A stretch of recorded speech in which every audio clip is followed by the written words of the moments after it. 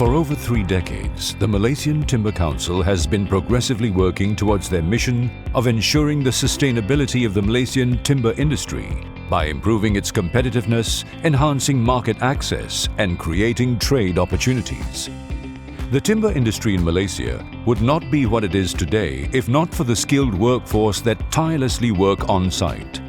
This in turn reinforces its contribution to the sustainability of the timber industry in Malaysia. The timber industry employees must be provided proper accommodation by their employers. These accommodations must comply with the Employees' Minimum Standards of Housing, Accommodations and Amenities Act 1990, also known as Act 446.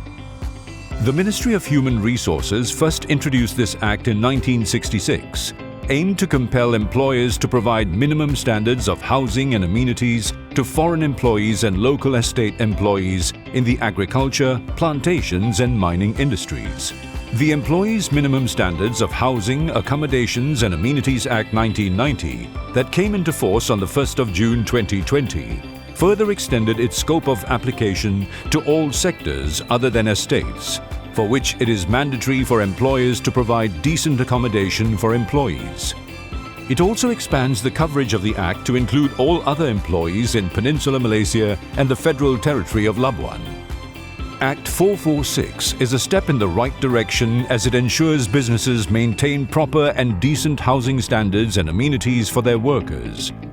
These include provisions of kitchens, sanitary facilities, common use areas such as living rooms, dining spaces, laundry, and recreational facilities.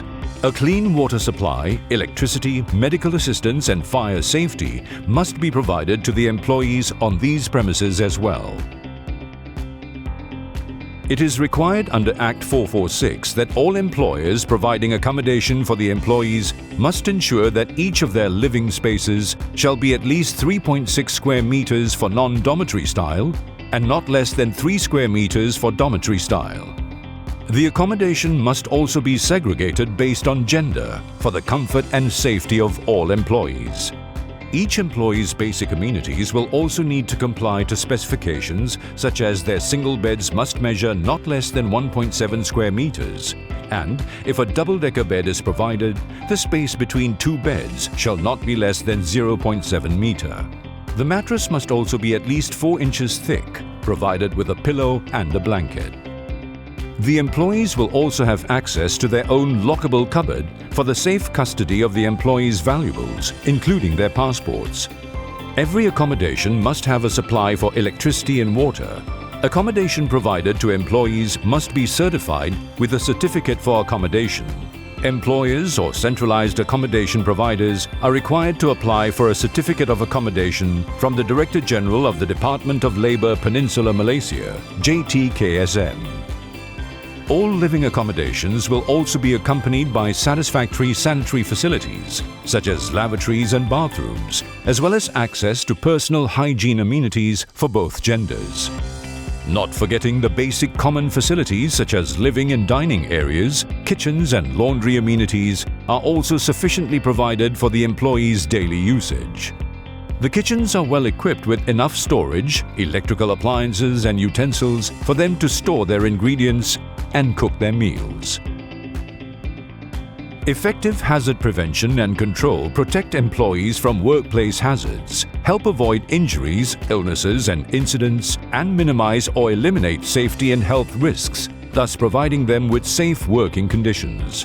This safety management would be implemented through proper health and safety training for both employers and employees.